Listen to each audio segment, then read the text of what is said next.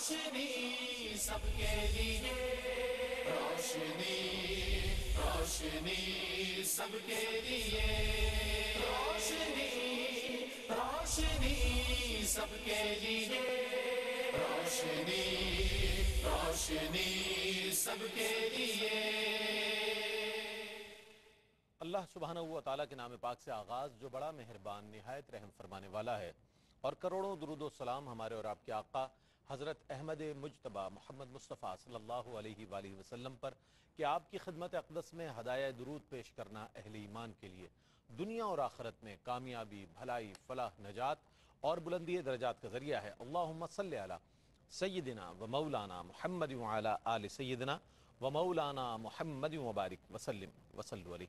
नाज़रीन मोहतरम, अस्सलामु अलैकुम व रहमतुल्लाहि व बरकातुहू। मैं हूँ आपका मेज़बान मोहम्मद रईस अहमद। पेश किया जा रहा है प्रोग्राम रोशनी सबके लिए, और अखलाक़ क़दार, जैसा कि आपको बताया गया कि ये एक मुसलसल मौजू है, और इससे मुताल्लिक़ जो हमारे जो दीगर मौजूआत हैं ज़ैली तौर पर जो शामिल हो रहे हैं, वो भी ऐसे कमाल मौजूआत हैं कि जिस पर जब कलाम किया जाता है, हमारे उलमा और स्कॉलर्स जब इस पर बात करते हैं तो बहुत उम्दा गुफ्तगू आप तक पहुँचती है, बहुत उम्दा मवाद आप तक पहुँचता है। आज हम नाज़रीन बात करेंगे आदल व इंसाफ के हवाले से। इन्नल्लाह यामुरु बिल आदल, अल्लाह ताला तुम्हें आदल का हुक्म फरमाता है। और हम ये देखते हैं कि अगर इनफरादी ज़िंदगी हो, किसी माशरे में आदल के तकाज़े पूरे किए जा रहे हों, या किसी उमूर मुमलिकत में आदल के तकाज़े पूरे किए जा रहे हों, तो वो फ़र्द, वो मुआशरा और वो मुमलिकत जो है मिसाली तौर पर पेश की जा सकती है, जैसा कि हमारी इस्लामी तारीख़ में ये चीज़ें मौजूद नज़र आती हैं।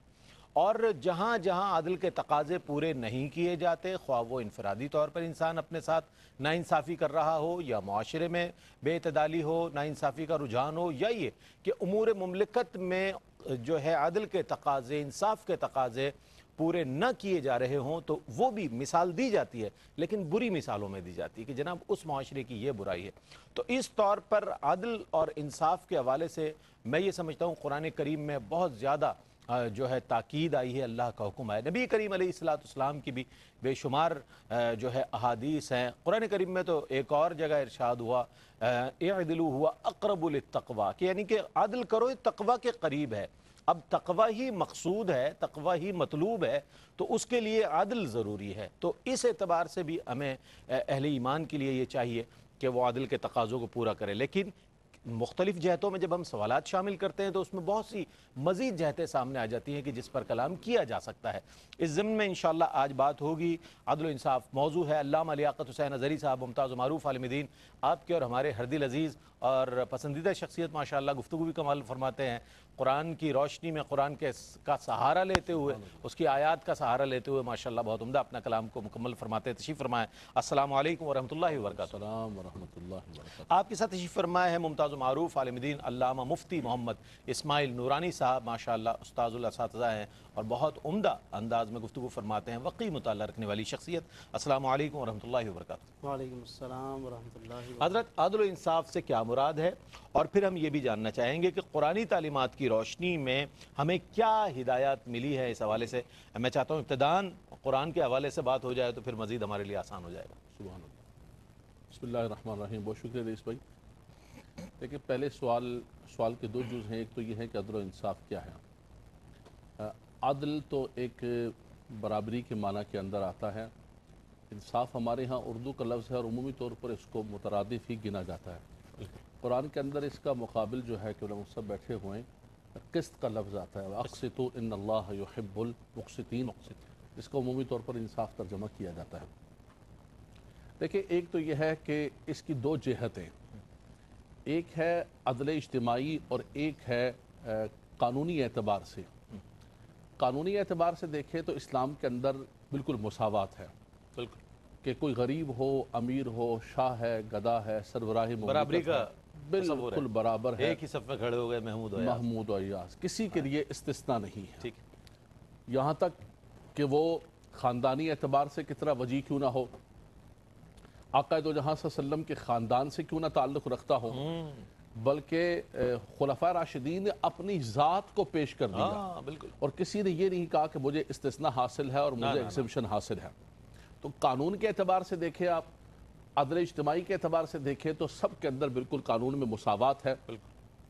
آقا دو جہاں صلی اللہ تعالی وسلم کی بارگاہ کے اندر ایک خاتون کا مقدمہ پیش ہوا. فاطمہ بنت اسود مشہور ہے, قبیلہ مخزوم کی, اور ان پر چوری کا الزام تھا. اس خاتون پر چوری کا الزام تھا تو لوگوں نے حضرت اسامہ بن زید کو حضور کی بارگاہ کے اندر پیش کیا کہ یہ حضور کے محبوب ہیں, وہ سفارش کریں.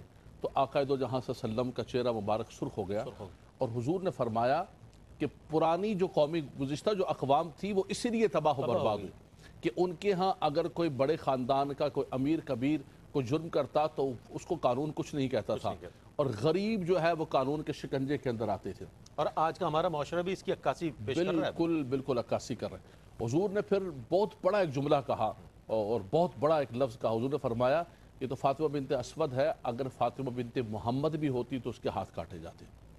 فاطمہ بنت محمد کا بہت بڑا درجہ ہے, لیکن آقا دو جہاں صلی اللہ علیہ وسلم نے صرف قانون کی بالادستی کے لیے حضور نے اپنے آپ کو اپنے خاندان کو پیش کر دیا. حضرت عباس جو ہے وہ اسیران کے اندر آئے, انصار نے کچھ کہا کہ یا رسول اللہ سب کا فدیہ ہے, اگر آپ حکم دیں تو ان کا فدیہ جو ہے اسیران بدر, اسیران بدر میں. بالکل حضور نے فرمایا بالکل معاف نہیں کرو گے, بالکل ان کے لیے رعایت نہیں ہے, بلکہ چونکہ یہ مالدار ہے تو مالداروں کے لیے جو دوسرا گریڈ ہے اس گریڈ کا فدیہ لیا جائے. کہا کچھ رسیاں کھول دیں. حضور صلی اللہ علیہ وسلم کے حقیقی چچا حضور نے فرمایا رسیاں کھلیں گی تو پھر سب کی کھلیں گی, صرف عباس کی نہیں کھلیں گی. آقا دو جہاں صلی اللہ علیہ وسلم بدر کا ذکر کیا. خود حضور صلی اللہ علیہ وسلم صفِ دوست کرتے ہوئے ایک صحابی کو حضور کی چھڑی لگ گئی تو اس نے کہا کہ یا رسول اللہ میں آپ سے اس کا جو ہے بدلہ چاہتا ہوں. تو آقا دو جہاں صلی اللہ علیہ وسلم نے اپنی ذات کو پیش کر دیا. اگر کسی نے سوال پوچھا سیدنا عمر فاروق رضی اللہ تعالیٰ سے کہ جو کپڑا بٹا ہے اس کپڑے سے تو آپ کا کرتا نہیں سل سکتا, مال غنیمت سے, تو آپ نے یہ نہیں کہا کہ مجھے استثناء ہے, میں امیر المومنین ہوں, میں عبداللہ بن سربراہ. عمر رضی اللہ تعالیٰ عنہ کھڑے ہوتے ہیں. آپ نے فرمایا کہ اس کا جواب میں نہیں دوں گا, میرا بیٹا دے گا, اور انہوں نے جواب دیا کہ میرے کپڑوں سے یہ بنا ہے. یعنی یہ تاریخ کے اندر زمین پر آقا دو جہاں صلی اللہ علیہ وسلم نے اور حضور صلی اللہ علیہ وسلم کے اصحاب نے یہ کر کے دکھایا, مثالیں قائم کی ہیں, مثالیں قائم فرمائی. تو ایک ہے عدل اجتماعی. دوسرا میں گزارش کروں کہ مفتی صاحب بیٹھے ہوئے, ایک نازک سا تھوڑا سا جی ارشاد آیات کی طرف میں آؤں گا.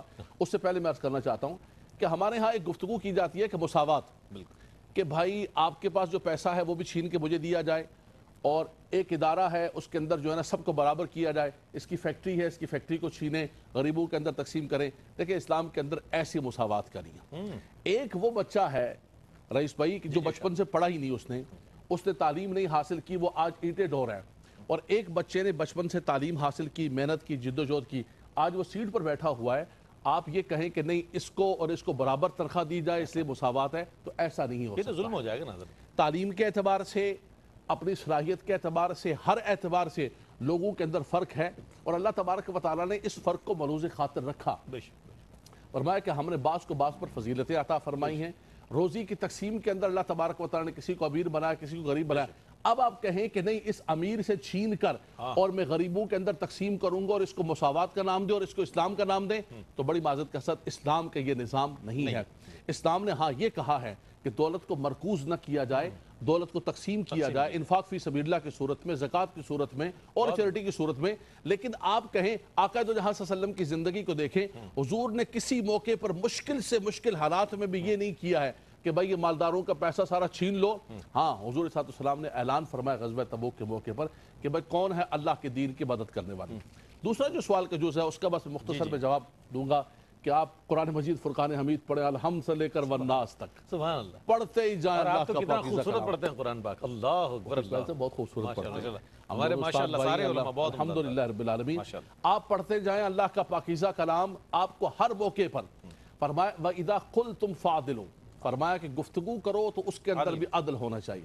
وَإِذَا حَكَمْتُمْ بَيْنَ النَّاسِ أَن تَحْكُمُوا بِالْعَدْلِ, لوگوں کے درمیان فیصلہ کرو تو فرمایا اس وقت بھی عدل ہونا چاہیے. فرمایا کہ ان اللہ یأمر بالعدل والاحسان, جو آپ نے خوبصورت پڑھا ماشاءاللہ, بہت خوبصورت آپ نے استشہاد فرمایا. اور خطبے کے اندر خطیب آخری یہ آیت پڑھتا ہے کہ بے شک اللہ تبارک و تعالی عدل کا حکم دیتا ہے, احسان کا حکم دیتا ہے. اور میں ایک جملہ یہاں جلدی سے کہوں گا کہ دیکھیں عدل تو یہ تھا کہ امیر المومنین جو ہے اس کا جو خرچہ ہے اس کی فیملی کے اخراجات دوسروں سے زیادہ ہوں، لیکن سیدنا عمر فاروق نے، سیدنا صدیق اکبر نے عدل سے بڑھ کر احسان کا کام لیا، فرمایا کہ وہ ہوگا کہ جو ایک عام مزدور کا ہوتا ہے، وَمَن يَأْمُرُ بِالْعَدْلِ وَهُوَ عَلَى صِرَاطٍ مُسْتَقِيمٍ، فرمایا جو عدل کا حکم دیتا ہے وہ صراط مستقیم کا حکم دیتا ہے، فَلَا تَتَّبِعُوا الْهَوَىٰ أَن تَعْدِلُوا۔ رئیس بھائی آپ فرمائیں کہ انفرادی زندگی کے اندر حضور نے فرمایا کہ بچوں کے درمیان عدل کرو، فرمایا کہ ازواج کے درمیان وَإِذَا حَكَمْتُم بَيْنَ النَّاسِ أَن تَحْكُمُوا بِالْعَدْلِ، اور دوسرا فرمایا فَانكِحُوا مَا طَابَ لَكُم مِّنَ النِّسَاءِ مَثْنَىٰ وَثُلَاثَ وَرُبَاعَ فَإِنْ خِفْتُمْ أَلَّا تَعْدِلُوا فَوَاحِدَةً۔ اب ہمارے آج مرد بڑے زور سے کہتے ہیں کہ بھائی 4 شادیوں کا حکم قرآن کے اندر ہے، تو بھائی 4 شادیوں کا حکم ہے وہ کنڈیشنل ہے، مشروط ہے، وہاں بھی قرآن نے فرمایا کہ عدل کر سکتے ہو تو عدل تب جا کے کرنا، فواحدہ، ورنہ ایک پر اکتفا کرنی پڑے گی۔ آخری جو آپ نے آیت کریمہ پڑھی اس کا پس منظر یہ ہے کہ اپنے تو اپنے ہیں، فرمایا اگر کوئی دشمن بھی کیوں نہ ہو، فرمایا کہ تم نے عدل کے دامن کو نہیں چھوڑنا، وَلَا يَجْرِمَنَّكُمْ شَنَآنُ قَوْمٍ عَلَىٰ أَلَّا تَعْدِلُوا اعْدِلُوا هُوَ أَقْرَبُ لِلتَّقْوَىٰ، فرمایا کسی دشمن قوم کی دشمنی تمہیں اس بات پر نہ ابھارے کہ تم عدل کے دامن کو چھوڑ دو۔ میں صرف اشارہ دوں گا، آقا دو جہاں صلی اللہ علیہ وسلم کی بارگاہ کے اندر کوئی آیا تو حضور نے فیصلہ کرتے ہوئے اس کے کلمہ یا ایمان کو یا کسی کے کفر کو نہیں دیکھا، حضور صلی اللہ علیہ وسلم نے جب بھی فیصلہ کیا عدل و انصاف کو پورا کرتے ہوئے اعدلوا هو اقرب للتقویٰ، فرمایا کہ عدل کرو کہ یہ تقوی کے زیادہ کرو۔ واہ واہ، حضور علیہ السلام نے اسلامی معاشرے میں کس طرح عدل و انصاف کو رائج فرمایا اور عدل و انصاف کی اہمیت کو کس طرح اجاگر فرمایا، بارگاہ رسالت مآب صلی اللہ علیہ وآلہ وسلم سے ہم ہدایات کی روشنی حاصل کرتے ہیں، مصطفیٰ فرمائیے گا۔ جی بسم اللہ الرحمن الرحیم۔ اللہم اچھا، صلی اگر علی مفتی صاحب قطع کلامی کی معذرت، میں چاہتا ہوں کہ آپ جب جواب دیتے ہیں نا تو پھر وہ ایسا سلسلہ ہوتا ہے، دل نہیں چاہتا اس کو ہم منقطع کریں، ایک وقفہ لے لیتے ہیں، وقفے کے بعد لوٹیں گے، مفتی صاحب انشاءاللہ اپنا جواب عنایت فرمائیں گے۔ ناظرین آپ کا خیر مقدم ہے، عدل و انصاف آج ہمارے پروگرام کا موضوع ہے، بہت اہم موضوع اور ہر دور کا موضوع ہے جناب۔ یہ کوئی ایسا دور نہیں کہ جس میں عدل کے تقاضے لازم و ضروری نہ رہے ہوں، اور ہم بات کر رہے ہیں جناب رسالت مآب صلی اللہ علیہ وآلہ وسلم نے کس طرح اسلامی معاشرے میں عدل و انصاف کو رائج فرمایا اور اس کی اہمیت کو اجاگر فرمایا۔ علامہ مفتی محمد اسماعیل نورانی صاحب بیان فرمائیں۔ بسم اللہ الرحمن الرحیم۔ اللہم صلی علی سیدنا مولانا محمد مبارک وسلم۔ وقفے سے قبل حضرت قبلہ علامہ لیاقت صاحب بہت عمدہ انداز میں اور قرآن و سنت کی روشنی میں عدل کی اہمیت کو بھی بیان فرما رہے تھے، اور جو بھی اس کے تقاضے ہیں اس کی طرف بھی آپ نے واضح رہنمائی فرمائی ہے۔ آپ نے جیسا کہ سوال کیا ہے خاص طور پر آقا دو جہاں صلی اللہ علیہ وسلم کی عملی زندگی کے حوالے سے، اور اس میں جو عدل و انصاف کا نفاذ ہے اور عدل و انصاف کی اہمیت ہے، تو بلا شبہ ہمیں دونوں چیزیں آقا دو جہاں صلی اللہ علیہ وسلم کی سنت و سیرت میں واضح طور پر نظر آتی ہیں۔ بلکہ اگر ہم ظاہر ہے کہ وقت کے اختصار کی وجہ سے اگر ہم سیرت کے چند بڑے بڑے اور معروف واقعات یا عنوانات پہ نظر ڈالیں تو ایک طرف وہ معروف عنوان بھی ہے سیرت کا، اور اس بڑے مرکزی عنوان میں بھی ہمیں عدل و انصاف کا پہلو ضرور نظر آئے گا۔ یقیناً۔ مثال کے طور پر اگر ہم تعمیر خانہ کعبہ کی بات کریں اور بعثت یعنی اعلان نبوت سے پہلے کی بات ہے، حجر اسود کو نصب کرنے کا موقع آتا ہے، تو اتنے مشہور موقع پر جہاں پہ سارا حضور کی سیرت کا حسن و جمال سمٹ کر نظر آتا ہے، اس میں عدل و انصاف بھی نظر آ رہا ہے کہ آقا دو جہاں کس طرح اس جھگڑے کو سالو کرتے ہیں، اور کتنی خوبصورتی سے سرداران قریش کو ایک حجر اسود کی تنصیب پر آپ خود پیشکش کرتے ہیں کہ آؤ سب کے سب اس چادر کو تھام لو اور حجر اسود کو نصب کرو، تو ایک خون خراب اور ساری چیزیں۔ اس سے یہ بھی پتہ چلا کہ عدل و انصاف کی ایک سب سے بڑی برکت جو ہے وہ قیام امن و امان ہے۔ اگر واقعی عدل و انصاف ہو تو امن و امان قائم ہو سکتا ہے، خون ریزی کا خاتمہ ہو سکتا ہے۔ اچھا، اس کے علاوہ پھر ایک بہت مشہور و معروف تاریخ اسلام اور آقا دو جہاں صلی اللہ علیہ وسلم کی سیرت کا واقعہ جو تعمیر خانہ کعبہ ہی کی مانند ہے، اور وہ تعمیر مسجد نبوی ہے۔ آقا دو جہاں صلی اللہ علیہ وسلم وہاں بھی عدل و انصاف کا پیکر نظر آتے ہیں کہ کس طرح سے انصار اور مہاجرین مل کر اس مسجد کو تعمیر کرنے کے لیے تگ و دو کرتے ہیں، کسی کے ذمے کوئی کام، کسی کے ذمے کوئی کام۔ آقا دو جہاں صلی اللہ علیہ وسلم بھی پتھر اٹھانے میں آپ صلی اللہ علیہ وسلم پیش ہیں۔ صحابہ عرض کرتے ہیں یا رسول اللہ یہ ہم اٹھا لیں گے، حضور فرماتے ہیں کہ میں بھی اللہ کی رحمت کا اسی طرح حقدار ہوں کہ جس طرح تم حقدار ہو اللہ تعالیٰ کی۔ یعنی حضور نے وہاں بھی اپنے آپ کو ان کے ساتھ شانہ بشانہ رکھ کر عملاً عدل و انصاف کی اہمیت کو آپ نے اجاگر فرمایا. بلکہ تعمیر مسجد کا مرحلہ بھی بعد میں آیا. پہلے تو اس زمین کو خریدنے کا موقع جب آیا تو 2 یتیم بچوں کی زمین تھی, اس میں بھی حضور نے عدل و انصاف کا مظاہرہ کیا. چاہتے تو 2 یتیم بچوں کی زمین ہے, مسجد بنانی ہے, جی ذاتی گھر بھی نہیں ہے, بنا لیں, مگر عدل و انصاف دیکھیے, آقا دو جہاں صلی اللہ علیہ وسلم وہاں دین کا کام کر رہے ہیں, اس کے لیے بھی قیمت مقرر کر کے قیمت ادا فرما رہے ہیں. بالکل, تو یہ بھی تعمیر مسجد. پھر صلح حدیبیہ کتنا مشہور واقعہ ہے. آقا دو جہاں صلی اللہ علیہ وسلم نے جو باقاعدہ سہیل بن عمر کے ساتھ اور دیگر کے ساتھ مل کر حدیبیہ کے مقام پر شرائط طے کی ہیں, ان میں ایک شرط یہ بھی تھی کہ ادھر کا کوئی بندہ اگر مدینہ طیبہ کی طرف آئے گا اس کو واپس کر دیا جائے گا, لیکن یہاں کا کوئی بندہ آئے گا واپس نہیں کیا جائے گا. بظاہر عجیب و غریب شرط تھی, حضور نے لیکن تسلیم کر لی, مان لی. اب جب شرط مان لی تو حضور کتنی پاسداری فرما رہے ہیں اور عدل و انصاف کا تقاضا کیسا ملحوظ رکھتے ہیں کہ ابو جندل نامی ایک شخص جو مسلمان ہو چکے تھے, وہ کسی طرح سے چلتے چلتے مدینہ پہنچ گئے اور حضور تک بلکہ پہنچ گئے. تو حضور علیہ السلام نے فرمایا کہ نہیں, ایسا نہیں ہو سکتا کہ ہم شرائط کی خلاف ورزی کریں. وہیں پر آپ صلی اللہ علیہ وسلم نے ان کو واپس جانے کا حکم فرمایا. تو صلح حدیبیہ کا اتنا مشہور موقع, وہاں بھی عدل و انصاف ہے. فتح مکہ کا اتنا تاریخی واقعہ, وہاں عدل و انصاف دیکھیے آپ صلی اللہ علیہ وسلم کس طرح سے ان تمام کے ساتھ حسن سلوک فرماتے ہیں. یعنی اس کے اندر آپ صلی اللہ علیہ وسلم کی عادلانہ, رحیمانہ, شفیقانہ یہ کرم نوازیاں. اچھا, پھر صحابہ کے درمیان بھی آپ عدل اجتماعی اور عدل انفرادی, ان ساری چیزوں کو آپ صلی اللہ علیہ وسلم قائم فرماتے ہیں. کوئی اگر مسئلہ پوچھنے کے لیے آتا ہے, سوال لے کر آتا ہے, آپ صلی اللہ علیہ وسلم اس میں بھی عدل و انصاف کی تلقین فرماتے ہیں. ایک صحابی نے اپنے ایک بیٹے کو غلام ہبہ کرنا چاہا, کتاب الہبہ کے اندر محدثین نے اس حدیث کو روایت کیا. تو حضور علیہ السلام کو وہ گواہ بنانا چاہتے تھے. سرکار نے پہلا سوال یہ کیا, اکل ولد نحلتہ, کیا تم نے اپنے ہر بیٹے کو غلام ہبہ کیا ہے, اپنی دیگر اولادوں کو بھی نوازا ہے؟ انہوں نے کہا نہیں حضور, بس ایک ہی کو میں نوازنا چاہ رہا ہوں. حضور نے فرمایا پھر مجھے ظلم پر گواہ مت بناؤ, مجھے ظلم پر گواہ نہ بناؤ. کتنی بڑی بات ہے کہ آقا دو جہاں صلی اللہ علیہ وسلم اس میں بھی عدل و انصاف, اس میں بھی عدل کے پیمانے پورے, عدل و انصاف کی تلقین فرمائے. تو جنگوں کے اندر قبلہ نے حضرت عباس بن عبد المطلب کے فدیے کی بات کی, تو آپ سوچئے کہ جو نبی جنگوں کے میدان میں بھی عدل و انصاف کا داعی ہو, امن و امان کے حالات میں اس نبی کے عدل و انصاف کا کیا عالم ہوگا. تو بالکل ہمیں عدل و انصاف اور جنگوں کا ضابطہ اخلاق مرتب فرمائے. بالکل, جو نبی خلق عظیم پر میدان جنگ میں خلق عظیم پر فائز ہو, اس کا کیا کہنا. تو اس سے معلوم ہوا کہ حضور نے عملاً بھی اس کو نافذ فرمایا, اقوال مبارکہ کے ذریعے, احادیث کے ذریعے سے اس کی اہمیت بھی ظاہر فرمائی. آج ہمیں بھی ضرورت ہے ہم اپنے ساتھ بھی, اپنے معاشرے میں, اپنے گھر والوں کے ساتھ, کھانے پینے میں, رہن سہن میں, شعبہ جہاں کہیں ہم کوئی کام انجام دیتے ہیں, ملازمت کرتے ہیں, ان تمام کاموں میں دیانتداری, عدل و انصاف کریں, ازواج میں بھی. تو اللہ تعالیٰ پھر انشاءاللہ ہمارے معاشرے میں, ہمارے معاملات میں برکت نازل فرمائے. یقین بہت عمدہ انداز میں ہمارے دونوں ہی اسکالرز نے ابتداً گفتگو فرمائی, اور اس سے ایک قرآن کریم اور احادیث مبارکہ کی روشنی میں یہ چیز سامنے آئی کہ کس قدر اہمیت ہے عدل و انصاف کی اور فضیلت ہے. اس حوالے سے ہم یہ جاننا چاہیں گے ایک قول کہ جو حضرت علی ابن ابی طالب کرم اللہ وجہہ الکریم کے حوالے سے معروف ہے کہ کفر کی حکومت تو چل سکتی ہے لیکن عدل و انصاف کے بغیر حکومت نہیں چل سکتی. اس حوالے سے اس جملے کی روشنی میں چاہوں گا علامہ صاحب کچھ کلام فرمائیے گا. رئیس بھائی, ہمارے قبلہ مفتی صاحب نے بہت خوبصورت, مفتی اسماعیل نورانی صاحب نے بہت خوبصورت گفتگو فرمائی, خاص طور پہ اولاد کے حوالے سے, چیزوں کے حوالے سے مثالیں دی. ہمارے معاشرے کے لیے بہت ضروری چیزیں ہیں جو ایک ایجوکیٹ کیا جا رہا ہے, معاشرے کو پیغام دیا جا رہا ہے. خاص طور پہ آپ نے جو سوال حکومت کے حوالے سے پوچھا ہے, تو میں یہ گزارش کروں گا کہ یہ مشہور قول ہے کہ کفر پر حکومت تو قائم رہ سکتی ہے لیکن ظلم پر قائم نہیں رہ سکتی ہے. اور دیکھیں یہ عدل ایک ایسا وصف ہے کہ اگر کسی عدل اور سخاوت, عدل اور سخاوت کہ اگر کسی کافر نے بھی کیا تو دیکھیں اس کا نام بھی زندہ ہے. آج بھی حاتم طائی کا نام زندہ ہے, آج بھی نوشرواں کا نام زندہ ہے جس نے عدل کا نظام قائم کیا.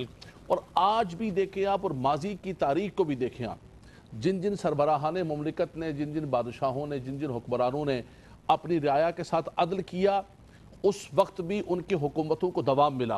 اور آج بھی تاریخ کے اوراق پر ان کا نام اچھے الفاظ سے لیا جاتا ہے. اور جن لوگوں نے ظلم کیا ہے وہ مسلمان ہوں, کافر ہوں, ان کا ایمان کیا ہے, ان کا عقیدہ کیا ہے, اس کے بلا امتیاز ان کے نام خراب ہو گئے اور آج بھی ان کی حکومتیں چلی گئی. تو رب تبارک و تعالیٰ نے یہ اصول دے دیا کہ تم لوگوں کے ساتھ عدل کرو, ظلم نہ کرو. فرمایا جن جن لوگوں کو ہم نے حکومتیں دی ان کو دیکھو کہ انہوں نے اگر عدل نہیں کیا کسی بستی میں، کسی علاقے میں، کسی ملک میں، تلک القریٰ اہلکناہم لما ظلموا، فرمایا کہ یہ بستی والوں نے جب ظلم کیا تو رب تبارک و تعالیٰ فرماتا ہے کہ ہم نے ان کی پکڑ کی، ہم نے ان پر عذابات کو مسلط کیا۔ تو یہ ایک بہت بڑی نظیر اور بہت بڑی مثال ہے۔ اس کے برعکس آپ دیکھیں سیدنا عمر فاروق رضی اللہ تعالیٰ عنہ، سیدنا صدیق اکبر، سیدنا عثمان غنی، مولا کائنات، خلفائے راشدین، حضرت عمر بن عبدالعزیز عمر ثانی، کہ آپ کے بچے جو ہے، بچیاں عمر بن عبدالعزیز کی عید کے دن ان کے پاس کپڑے نہیں، سیدنا عمر فاروق کے صاحبزادے ان کے پاس عید کے دن کپڑے نہیں، حالانکہ وہ چاہیں تو وہ مال غنیمت سے لے سکتے تھے، 3 بر اعظموں پر اور مال غنیمت کے انبار لگے ہوئے ہیں، لیکن ان لوگوں نے وہ نظیر قائم کی۔ فرمایا سیدنا عمر فاروق فرماتے تھے کہ کبھی میرا شہد پینے کا دل چاہتا ہے تو مجھے اپنی غریب رعایا یاد آ دیتی ہے کہ کتنی میری رعایا کے اندر نہیں پیتے ہوں گے، میں کیسے شہد پیوں۔ اور آپ نے یہ نظیر قائم کی، اور آپ نے اس کے اندر خاص طور پہ جیسے میں نے عرض کیا تھا کہ اس کے اندر چونکہ خاص طور پہ مساوات ہے، اور وہ بادشاہ جو جبلہ بن اہم آیا اور اس نے غریب کو تھپڑ مارا تو آپ نے فرمایا کہ اس کا تمہیں بدلہ دینا پڑے گا۔ اس نے کہا میں تو بادشاہ ہوں، یہ کیسے ہو سکتا ہے کہ بادشاہ اور ایک دیہاتی غریب برابر؟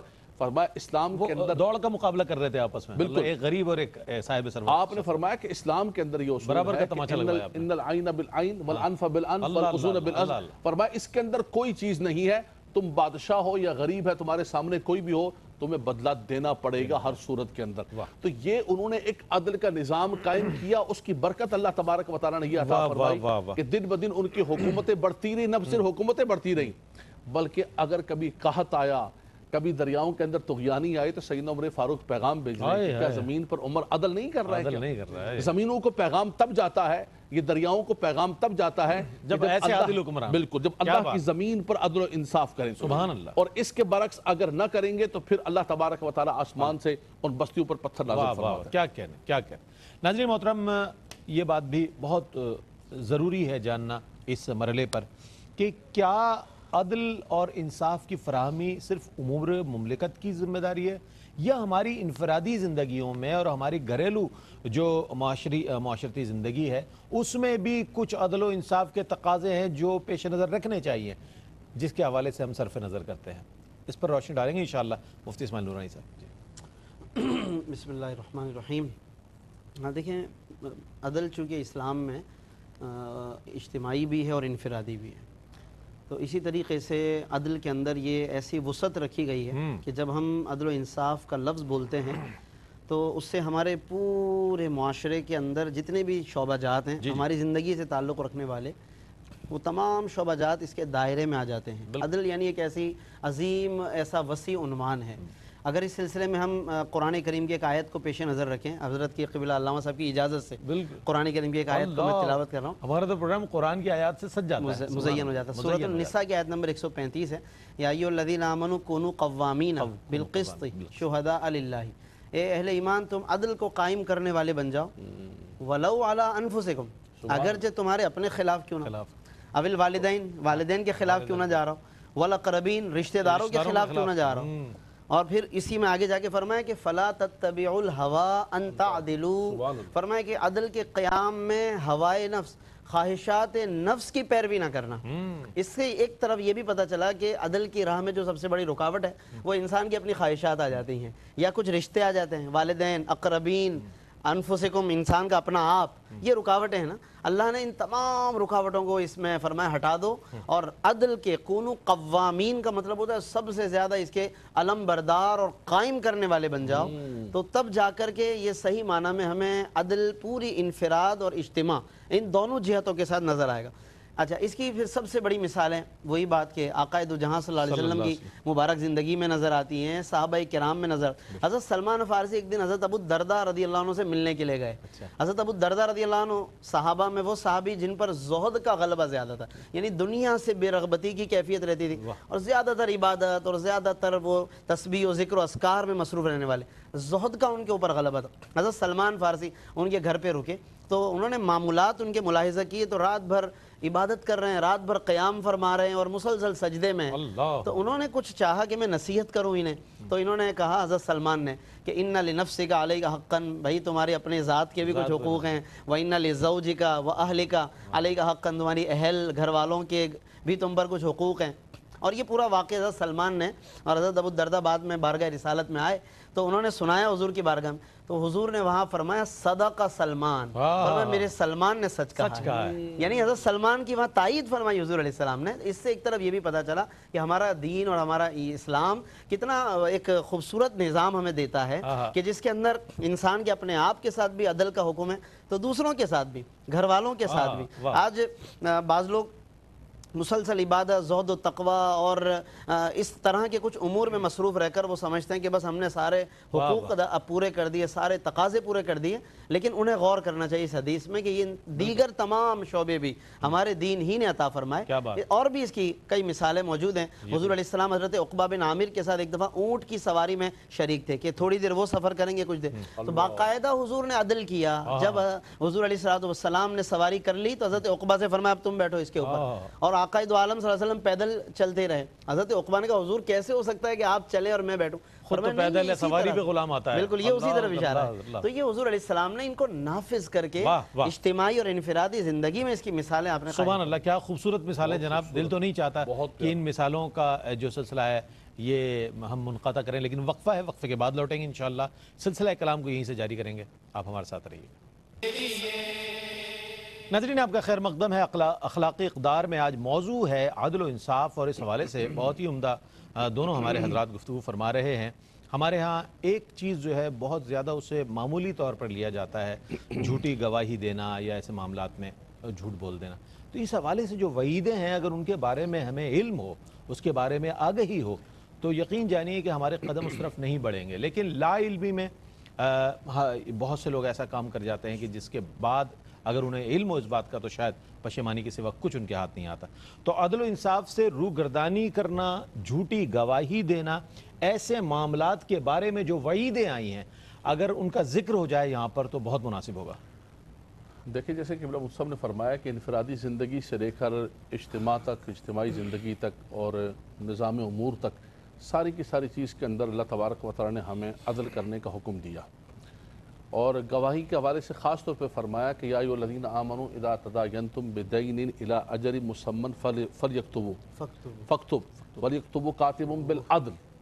فرمایا کہ جب تم آپس میں لین دین کرو تو فلیکتب، اسے لکھ لیا کرو، ضابطۂ تحریر میں لے آیا کرو. آگے چل کے فرمایا واشہدوا ذوی عدل منکم، فرمایا اس کے اندر دو عادل گواہ ہونے چاہیے، گواہ متعین کرو. ایک جملہ میں عوام الناس کے لیے خاص طور پہ کہوں گا کہ رئیس بھائی ہمارے یہاں کوئی بھی کام لین دین ہوتا ہے، کچھ ہوتا ہے تو کہتے ہیں ارے بھائی کیا ہو گیا، ضرورت کیا لکھنے کی، ارے یار بھائی ہیں ہم آپس میں نے کہہ دیا، آپ نے سن لیا. اس کے بعد پھر جب جھگڑا ہوتا ہے، فساد ہوتا ہے، وہ بھائی ساری پھر وہ ایویڈنس مانگتا ہے، لاؤ اگر تحریری طور پر. اس لیے جب بھی میں عوام الناس سے خاص طور پہ مخاطبوں کی گزارش کرتا ہوں کہ جب بھی آپ لین دین کریں آپ کہیں دیکھیں یار آؤ لکھت پڑھت کر لیتے ہیں، یہ قرآن کا حکم ہے. اور اس کے اندر بھی فرمایا کہ تم دو عادل گواہوں کو ساتھ شامل کرو. اسی طرح خاص طور پر آپ نے اشارہ فرمایا، یہ ہمارے یہاں بہت زیادہ عام ہو چکا ہے، بازار میں جھوٹی گواہیوں والے لوگ ملتے ہیں. اس لیے فرمایا کہ جب بھی گواہی دو تو ہمیشہ سچ کی گواہی دو، سچی دو، کبھی بھی جھوٹ پر گواہی نہ دو. دوسری بات یہ ہے خاص طور پر رئیس بھائی کہ ہماری انفرادی زندگی ہو، اجتماعی زندگی ہو، کچھ بھی ہو، اس کے اندر عدل و انصاف کی جو برکات ہے وہ لازم ہونی چاہیے.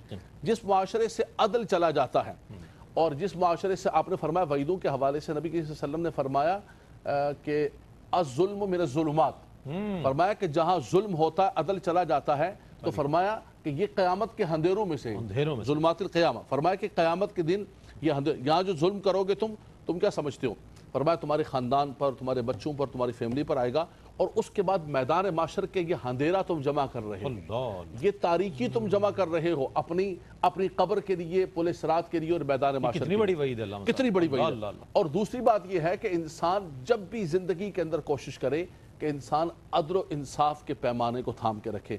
اپنی انفرادی زندگی کے اندر بھی جن لوگوں نے بھی ظلم کیا، اور اس پر ایک جملہ میں جلدی سے کہوں گا حدیث پاک کی روح سے کہ ایک ہوتا ہے ظلم کرنا اور ایک ہے ظالم کا معاون بننا. فرمایا یہ بھی ظلم ہے. تم ظلم کے ساتھ تعاون کرو گے یا کسی ظالم کو تم تقویت دو گے یا کسی ظالم کے ساتھ تم چلو گے. نبی صلی اللہ علیہ وسلم نے فرمایا من مشى مع ظالم ليقويه وقد يعلم انه ظالم فقد خرج من الاسلام. فرمایا جو کسی ظالم کے ساتھ چلتا ہے قدم اٹھاتا ہے وہ جانتا ہے یہ ظالم ہے, اس کے باوجود وہ اس کو تقویت دے رہا ہے. تعاونوا علی البر والتقوی ولا تعاونوا علی الاثم والعدوان. فرمایا نیکی کے اندر تو تعاون کرو لیکن گناہ کے اندر تم نے تعاون نہیں کرنا ہے. یہ تم ظلم کے اندر تعاون کر رہے ہو, فرمایا یہ تم قدم اٹھا رہے ہو, فرمایا فقد خرج من الاسلام. میں ڈائریکٹ اس کا ترجمہ نہیں کر سکتا ہوں, اس کو تعویل کے ساتھ ترجمہ کرتا ہوں کہ وہ اسلام کے نور سے برکت سے نکل جاتا ہے. اس لیے آپ معاشرے کے اندر یہ دیکھیے کہ جو شخص بھی عدل کو چھوڑتا ہے, عدل سے روگردانی کرتا ہے, وہ ظلم کی طرف جاتا ہے. اور یہ ظلم پوری تاریخ اٹھا کر دیکھے قرآن مجید فرقان حمید کی, رب کائنات فرماتا ہے کہ ہم نے کسی بستی پر, کسی شہر پر, کسی پر ظلم نہیں کیا ہے جی. فرمایا کہ تمہارا رب وما ظلمناہم ولکن کانوا انفسہم یظلمون. فرمایا ہم نے کسی پر ظلم نہیں کیا, وہ خود اپنی جانوں پر ظلم کرتے تھے. شامت اعمال کے آپ تمام لوگوں کو دیکھیں, بالکل آپ فرعون کو دیکھیں, حامان کو دیکھیں, چنگیز کو دیکھیں, سب لوگوں کو دیکھیں, جن جن لوگوں کو اللہ نے اس زمین پر طاقت عطا فرمائی, قوت عطا فرمائی, ہونا تو یہ چاہیے تھا کہ وہ اللہ کے مخلوق پر رحم کرتے, لیکن اس طاقت و قوت کی بنیاد پر لوگوں کے ساتھ انہوں نے ظلم کیا. اللہ نے ان بستیوں کو, ان کی حکمرانیوں کو, ہر چیز کو تباہ و برباد کر دیا, نیست و نابود کر دیا. بستیوں کو اٹھایا اور اٹھا کر انہی پر الٹ دیا. فرمایا وہ بستیوں والے اتنے آسودہ حال تھے, سب کچھ تھے, پہاڑوں کو توڑ توڑ کر, فرمایا خاص طور پر فرمایا سمود کے لیے, فرمایا کہ الم تر کیف فعل ربک بعاد ارم ذات العماد التي لم يخلق مثلها في البلاد. اتنے طاقتور ہونے کے باوجود لیکن جب زمین پر ظلم کیا تو اللہ نے ان بستیوں کو بٹا کے رکھ دیا. انفرادی زندگی ہو, اجتماعی زندگی ہو, جہاں عدل سے روگردانی ہوگی وہاں عدل کا مقابل آتا ہے ظلم. عدل کیا ہے کہ وضع الشیء فی محلہ, اور ظلم کیا ہے وضع الشیء فی غیر محلہ, مقابل ہے دونوں کا. فرمایا جب عدل چلا گیا تو ظلم آ جائے گا, جب ظلم آئے گا تو وہاں اللہ کا ایسا عذاب اترتا ہے کہ قحط سالی ہوتی ہے اور پرندے اپنے گھونسلوں کے اندر بارش نہ ہونے کی وجہ سے بھوکے مرتے ہیں. اللہ اکبر اللہ. کتنے اچھے انداز میں علامہ صاحب نے اپنے جواب کو مکمل فرمایا. ناظرین محترم, آخری سیگمنٹ اور حتمی طور پر آج کی اس پروگرام کا آخری سوال, اور وہ یہ کہ ہم کس طرح اپنی اور اپنے احباب کی تربیت اور اصلاح کر سکتے ہیں کہ ہم عادل پسند ہو جائیں اور عادلانہ ایک زندگی گزاریں, انفرادی طور پر بھی اور اجتماعی طور پر بھی. کنکلوژن بھی ہے مفتی صاحب, یہ آج کا پیغام بھی ہوگا, اس میں یہ فرمائیے. بسم اللہ الرحمن الرحیم. دیکھیں اس میں بنیادی طور پر ویسے تو کئی طریقے ہو سکتے ہیں عدل کو سمجھانے کے حوالے سے, تربیت کرنے کے حوالے سے, لیکن 3 باتیں میں اس سلسلے میں عرض کر رہا ہوں. ایک تو یہ کہ عدل کے لیے اور اس کو سمجھانے کے لیے, اس کے قیام کے لیے سب سے پہلا جو طریقہ ہے وہ واعظ و نصیحت کا طریقہ ہے, سمجھانے کا طریقہ ہے. قرآن کہتا ہے کہ وَذَكِّرْ فَإِنَّ الذِّكْرَى تَنْفَعُ الْمُؤْمِنِينَ, نصیحت کرو کہ بے شک نصیحت اہل ایمان کو نفع دیتی ہے, فائدہ دیتی ہے, کہیں نہ کہیں جا کر اس کا اثر ضرور ظاہر ہوتا ہے. اب اس کو نصیحت کو مزید مؤثر بنانے کے لیے ہمیں آقا دو جہاں صلی اللہ علیہ وسلم کی سیرت کو ہم بیان کر سکتے ہیں, بزرگوں کے واقعات کو بیان کر سکتے ہیں. اب دیکھیے کہ حضور علیہ السلام کی زندگی میں جہاں ہمیں آپ کے اقوال مبارکہ میں عدل و انصاف نظر آتا ہے, یعنی اس کی تعلیمات, وہاں آپ صلی اللہ علیہ وسلم کے افعال میں بھی نظر آتا ہے. مثال کے طور پر حضور علیہ السلام نے اپنے اقوال مبارکہ کے ذریعے سے عدل کی بہت زیادہ فضیلتیں بیان فرمائی. ایک حدیث میں حضور علیہ السلام نے چند افراد کا ذکر کیا کہ جنہیں قیامت کے دن اللہ تعالیٰ اپنے عرش کا سایہ عطا فرمائے گا. ان میں فرمایا کہ ایک امام عادل, فرمایا وہ حاکم کہ جو قوم میں عدل کرنے والا ہو, فرمایا کہ کل قیامت کے دن اللہ اس کو اپنے عرش کا سایہ رحمت اللہ تعالیٰ اس کو نصیب فرمائے گا. اب یہ باتیں بڑی مؤثر ہیں کہ جب کسی کے سامنے بیان کی جائیں تو اس سے اسے اندازہ ہوگا کہ عدل کے اندر کتنی زیادہ برکت و رحمت ہے. اس کے علاوہ حضور علیہ السلام نے اس کی ظاہری برکتیں بھی بیان فرمائی. ایک زمانے کی طرف حضور نے ایک پیشن گوئی کے طور پہ اشارہ فرمایا کہ ایک وقت آئے گا کہ ایک عورت جو ہے وہ صنعاء یمن سے حضرت موت تک سفر کرے گی اور اسے کسی کا خوف نہیں ہوگا. صحیح بخاری کی حدیث ہے. حضرت علامہ بدر الدین عینی جو شارح بخاری, انہوں نے لکھا کہ یہ پیشن گوئی حضرت عمر بن عبدالعزیز کے زمانے میں پوری ہوئی کہ عورت سفر کرتی تھی اور اسے کسی کا کوئی خوف نہیں ہوتا تھا. ان کا ہی وہ دور تھا کہ جب ایک ہی پانی کے چشمے پر بکری اور بھیڑیا ایک ساتھ پانی پیتے تھے, اور جب حضرت عمر بن عبدالعزیز کا انتقال ہوا تو چرواہا دوڑتے ہوئے آیا تھا کہ ضرور, کیونکہ بھیڑیا نے بکری پہ حملہ کیا تھا, تو پھر پتہ چلا کہ حضرت عمر بن عبدالعزیز کا انتقال ہو گیا. یعنی یہ وہ لوگ تھے جو زمین پر اللہ کی طرف سے امن و امان کی ضمانت تھے. یہ گئے تو ایسا معلوم ہوتا ہے جیسے اللہ کی طرف سے ضمانت اٹھ گئی. تو ایک تو اس طرح کے جو ہمارے بزرگوں کے واقعات ہیں، احادیث مبارکہ ہیں، یا جیسے علامہ صاحب نے جو آیات قرآنیہ پیش فرمائی اور احادیث کے بھی بہت حوالے دیے، ان چیزوں کو پیش کیا جائے تاکہ یہ چیزیں نصیحت کا ذریعہ بنے اور اس کے ذریعے سے دلوں میں اس کا اثر ہو۔ وَقُلْ لَهُمْ، وہ قرآن مجید میں فرمایا نا کہ فی انفسہم قولا بلیغا، اے محبوب آپ ان سے وہ بات کہیے کہ فی انفسہم قولا بلیغا، جو ان کے دلوں میں اتر جانے والی ہو۔ تو ظاہر ہے وہ قرآن و سنت سے بہتر کون سے، ایک تو یہ بات ہو۔ دوسرا جو عدل و انصاف کے معاملے میں ضروری ہے وہ انسان کا اپنا عمل ہے۔ انسان اگر خود عدل کرنے والا ہو تو پھر وہ کسی کو سمجھائے گا تو اس کی بات میں اثر اور وزن بھی پیدا ہوگا۔ آقا دو جہاں صلی اللہ علیہ وسلم صحابہ کو تو ممبر پر عدل کی بات بعد میں فرماتے تھے، پہلے گھر میں ازواج کے درمیان عدل فرمایا کرتے تھے، اور پھر اللہ کی بارگاہ میں عرض کرتے مولا یہ وہ عدل ہے کہ جو میری اختیار میں تھا میں نے اپنی ازواج میں کر دیا، باقی اس پر تو مواخذہ نہ فرمانا جو میرے اختیار میں نہیں ہے۔ یعنی کہ رغبت قلبی کے معاملے میں چونکہ انسان کا اختیار نہیں ہے، فرمایا عرض کرتے تھے کہ اس میں میرا مواخذہ نہ فرمانا۔ وہاں پہ گھر میں بہترین عدل فرماتے تھے ازواج کے درمیان،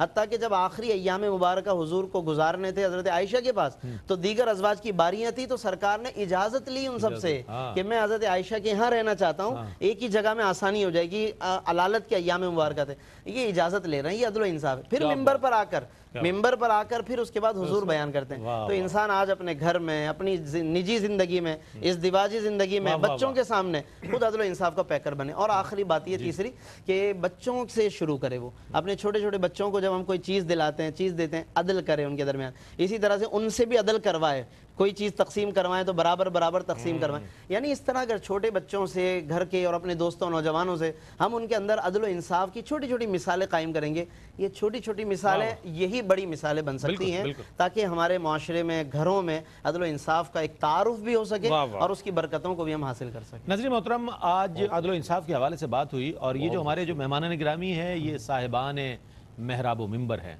اور یہ محراب و منبر سے بھی یہی تعلیمات لوگوں تک پہنچاتے ہیں۔ تو میں چاہتا ہوں ہمارا موضوع، سوالات اور اس کے جوابات جو ہے وہ آپ تک پہنچے۔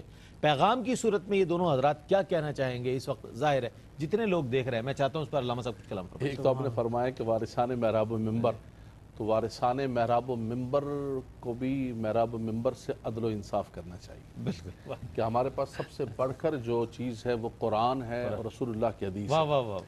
ہم لوگوں کو واضح نصیحت کریں تو قرآن اور حدیث سے کریں۔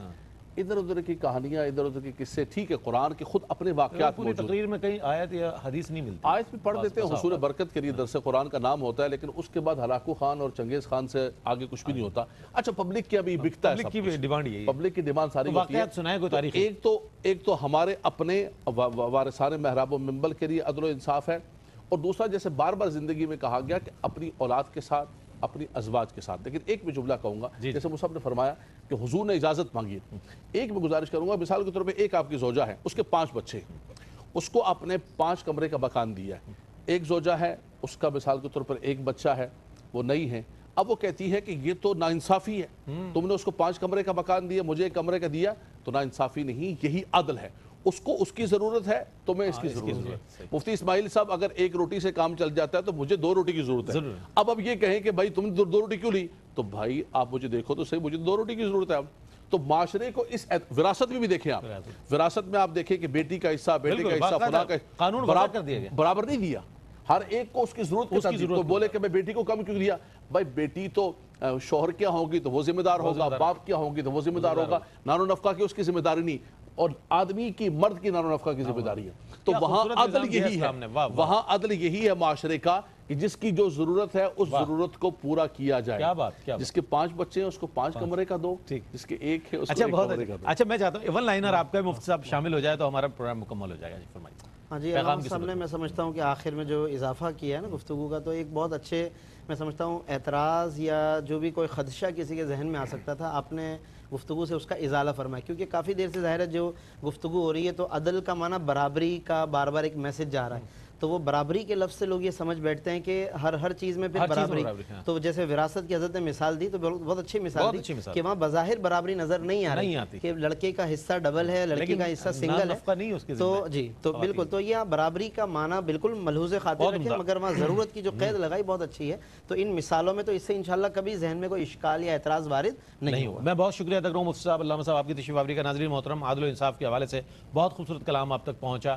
ہماری عبادات ہوں، ہمارے معاملات ہوں، ہمارے معمولات ہوں، اوورآل ہماری پوری زندگی ہو، اگر عادل کے ساتھ ہماری زندگی گزرے گی تو اس میں بڑا حسن ہوگا، بہت خوبصورتی ہوگی۔ اسی کے ساتھ اپنے میزبان محمد رئیس احمد کو اجازت دیجیے، اللہ حافظ۔